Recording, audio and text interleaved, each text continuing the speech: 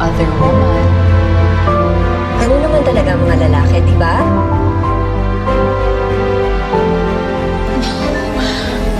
What about me?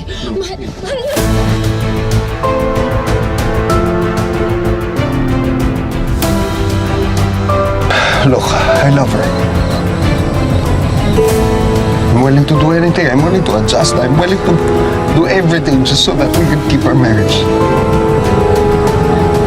But this is also her decision, anak. Love, sandali lang. Love, mali na kita mo. Love, please. What did she do to me?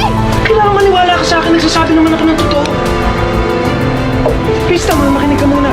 Siya yung pumunta sa akin. Tapos she kissed me. Of course, hindi ko gusto yun. So I forced her away.